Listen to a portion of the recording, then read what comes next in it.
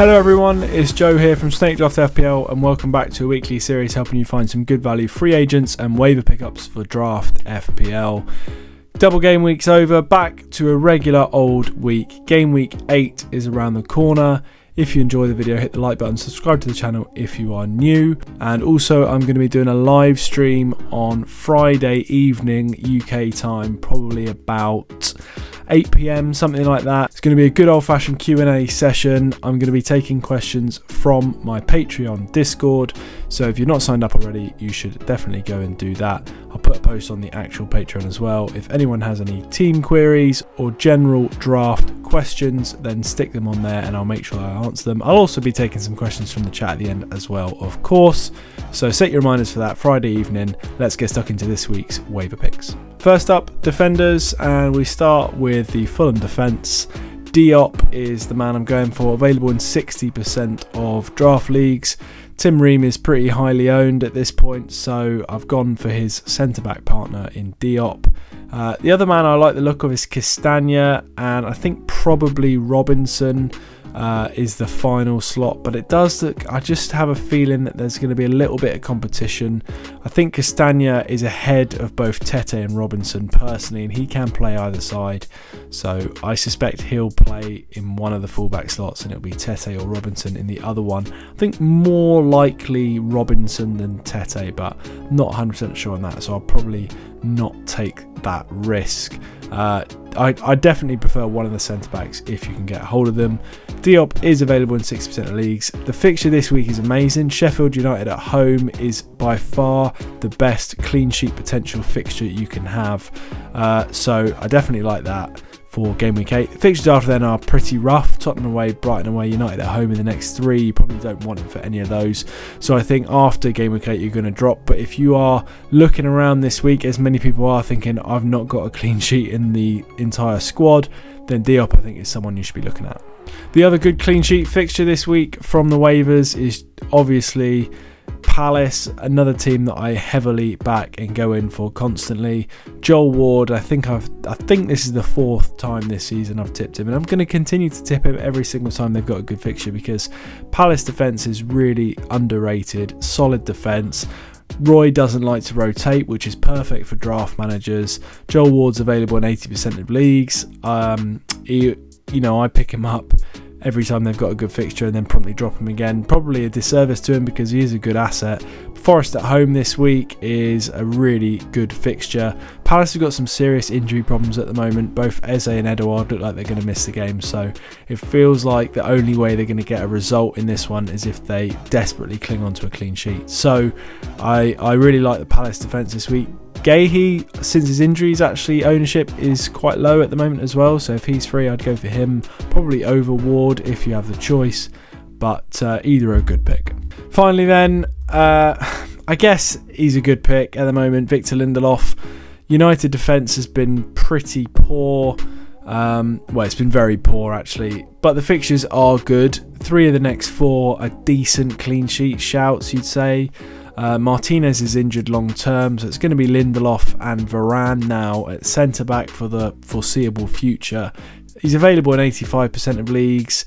It's probably just a good pickup. I don't love it. I'm not the biggest fan of Man United myself.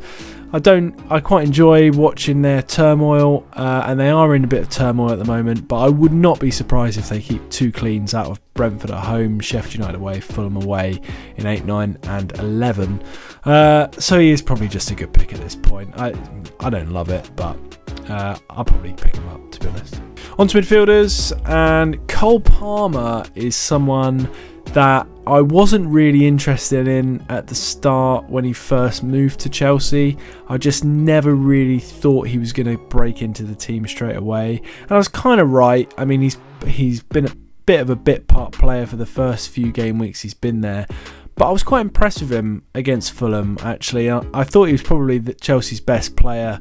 I think he played pretty well, and I suspect he keeps his place in the team. I'd be very surprised if he if he comes out the side after a performance like that. And he is available in 83% of leagues, and they've got a really good fixture this week, Burnley away. It does get quite tough after game week 8. They've got Arsenal at home in 9, Brentford at home in 10 is pretty good, Tottenham away in 11 is not ideal, and Chelsea are just a bit of a mess. So I'm not saying it's the best pick ever, but I do think, as far as midfield waivers go, someone that's pretty likely to start in a team that have ambitions to finish in the European spots against one of the worst defences in the league, that sounds like a good pick. But it doesn't fill me with excitement, but it does sound like a good pick. So Cole Palmer, I think, he did impress me against Fulham, and probably a good pick. Now on to someone I can get a little bit more excited about, someone that's done me really well over the last couple of seasons, and that is Willian. Available in 96% of leagues. He's kind of struggled for minutes to start the season, but he did get a full 90 against Chelsea and was probably Fulham's only half decent performer, I'd say. It was a bit of a stinky night for quite a few of them, but I do think Willian is probably overtaking Harry Wilson as my favourite Fulham attacker at the moment after Harry Wilson's run of blanks and benchings. So I think if you want to target this Sheffield United at home fixture for Fulham, I think Willian is the best avenue. It's hard to tell because there are a few players for only a couple of positions in this side, but I suspect Willian starts, and if he does, then he's probably their best attacking option for this game week. So if you're struggling to find someone off the waivers to play this week, I think Willian's a good shout. As I said with Diop, I would be dropping him after this game week because the fixtures are pretty rough, but I think for this week, he's a good pick. Another old favourite up next. I spoke about him a couple of weeks ago and said it would be time to pick him up soon. Well, now is that time, in my opinion. Sinistera, previously of Leeds, now of Bournemouth, available in 99% of leagues.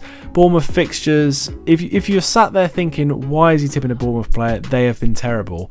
You're kind of right, but then also I'm not so sure because, we're 7 game weeks in. Okay, I think they've got 3 draws and 4 losses, I think, off the top of my head. Every team they've lost to so far has been in the top 4 when they've lost to them. So, the teams they've lost to so far, Liverpool, Tottenham, Arsenal and Brighton. So, it's not exactly the worst results you've ever seen.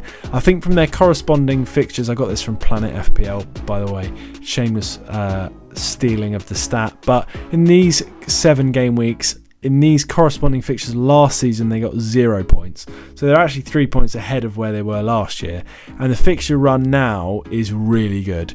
They do have City away in game week 11, which is kind of the one blot over this little run. But the next 3, Everton away, Wolves at home, Burnley at home, 3 massive games. Sinistera's had 2 appearances off the bench now. He's kind of warmed up. I think he played really well in his kind of 10-minute cameo against Arsenal. He looked lively. Well, I say really well. He was probably Bournemouth's best performer, but they did not have a good day. But I think that going into these 3 fixtures, they know that they need to pick up some wins, and I'm ready for it. I'm going for him. I'm excited by Sinistera. I've always enjoyed watching him play football. I think he's a talent, and yeah, I'm going for him. Next up then, we've got Huang Chan, available in 81% of leagues.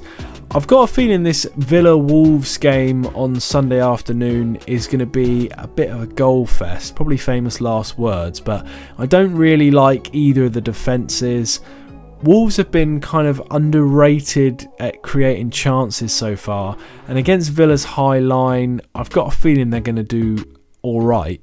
So I think there's going to be goals in this. We know that Villa love to attack, and Wolves' defence is terrible, so I think it's a good game for the Villa attackers, and I think it's potentially quite a good game for the Wolves attackers as well. So yeah, I fancy this. I definitely like Neto the best of the front 3, but he is, after his recent decent returns, if you didn't pick him up when I tipped him a few weeks ago, he's probably gone by now. He's done quite well. Cunha, I think, is a decent option as well, and Huang is kind of the third man in that front 3, it seems like. He is still quite widely available, even after a decent performance against City.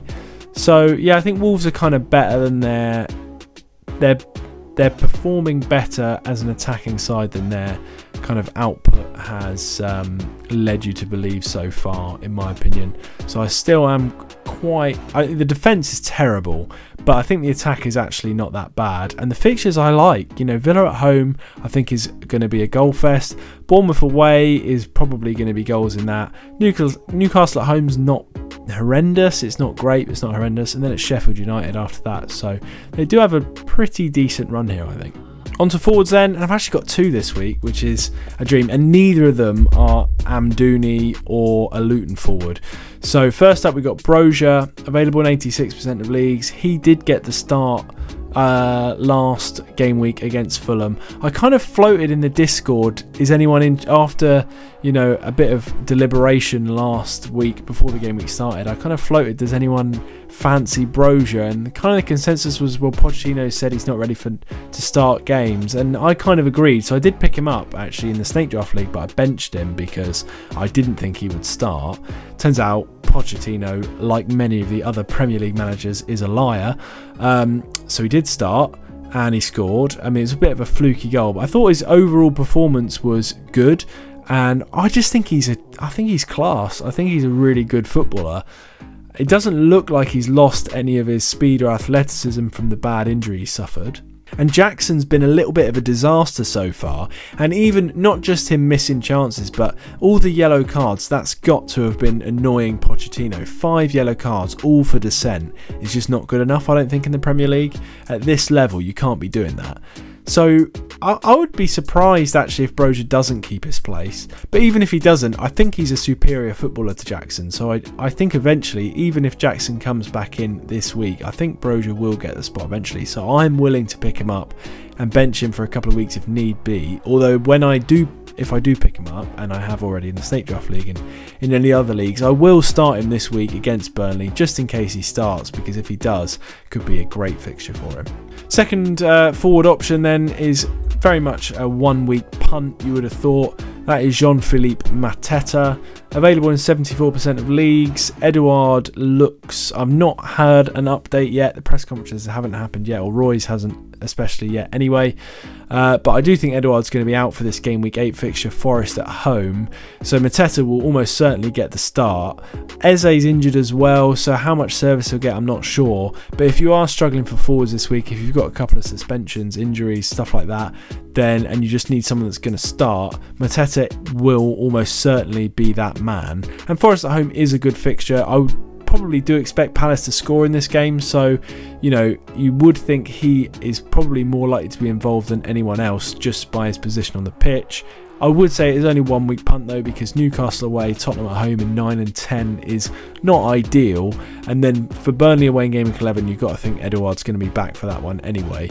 So definitely the 1 week punt category, but I think if you're going to take a punt, a guaranteed starting forward playing for Palace at home to Forest, trying to get my words out, it's probably about as good of a 1 week punt as you can probably get. So I think he's quite a good option this week. Okay, that wraps up my picks for game week 8. As I said earlier, I am doing a live stream Friday night, so if you have any questions, be sure to sign up to the Patreon, send them into the Discord, and I guarantee I'll answer them. If you don't want to do that, that's absolutely fine. Make sure you tune in to the live stream. You can ask them in the live chat. I'll get through as many as I can. We'll just have a little bit of a chinwag, see how it goes. Thank you all for watching. If you enjoyed the video, hit the like button, subscribe to the channel if you haven't done so already, and we'll see you next time.